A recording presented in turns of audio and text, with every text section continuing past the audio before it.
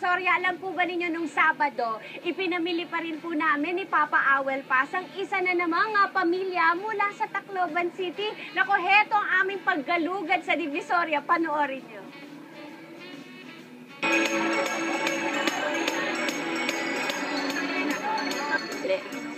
Oh, sige. Ay! Sandali, di ka kasali. Ay, teka muna, sandali. Narito ho kami sa 999 Department Store para ipamili ang ating napiling mga pamilyang taga-Tacloban. Yes. Magkano ang budget natin? Sa akin po, ipapamili ko si tatay tsaka ang dalawa niyang baget. Bibilihan ko sila ng winter clothes. Ay, bakit naman winter Eh, parang hindi clothes? sila lamigin. Ay, hindi, wala namang winter dito sa Pilipinas. O, sige. Bakit Ano, pantalon, tsaka damit, tsaka sapatos. Ayan. Kompleto, maagang pamasko kay tatay tsaka sa mga baget. At hindi lang yan, ako naman nakatoka sa akin, si nanay at ang dalawa niyang mga dalagita. Ayan. At ang bilin sila ng underwear. Sa akin, trip talaga. Ingatan mo daw yung gamit mo kasi Oo dito nga. daw maraming mandurukot. Huwag ka daw magtitiwala kahit sa katabi mo.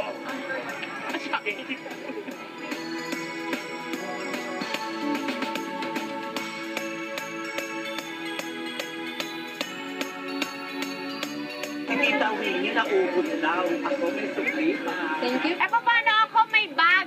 May bag? Oo, ako may bag. Ikaw, wala kang bag. Ate, parang ang bag mo magkabag.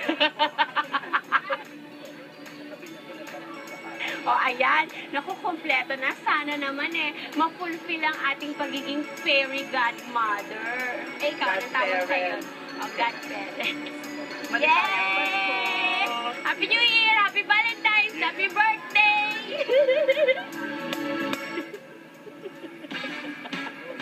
At kasama natin live and alive dito sa Divisoria ang Pamilya Ilustre. Si Nanay Jane, pasok kayo. Si Tatay Norman, eto si Norman Jr., eto si Luke, si Medalia, at saka si VJ. Naku, umagang kay ganda sa inyo. Eh, kamusta naman sa kayo nakatira? Wala akong mic para sa kanila naman, Ronald. Ayan. Kamusta naman kayo? Saan kayo nakatira ngayon? Kasalukuyan po, nakatira po kami sa Mandaluyong Center po. Under DSWD. Ayun. Naku, maganda. Napagkwentuhan namin kanina, kahit naroon sila, nakakapag-apply kayong trabaho. Opo. Ayun. At meron ding schooling ang mga bata. Paano nga nangyari? Pagka umaga po, yung dalawa ko pong anak ay nag-aaral. Yung maliit. Yung maliliit po. At saka yung dalawa po, yung malalaki sa hapon po sila. Ayun. At least patuloy din naman ang Opo, pag-review, ano? at least po, continue po yung pag-aaral nila sa tulong ng DSWD po. Ako may pananawagan. Kailangan po ng mag-asawang ito ng trabaho. Si Jane ay pwede magtrabaho sa isang restaurant o fast food. Samantalang si Norman pwede rin naman sa opisina o kaya sa grocery. Baka meron hong nakikinig sa inyo. Eto na!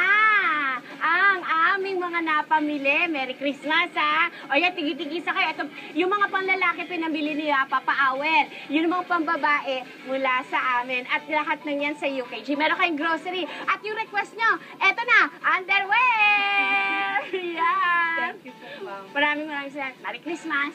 Salamat po. Okay. Kahit hindi po, kahit masakit man yung nangyari sa amin po, nagpapasalamat din po ako sa inyo. Okay lang yan. May bukas pa. Habang may buhay, may pag-asa, magbabalik pa rin po ang Umagang Kay Ganda.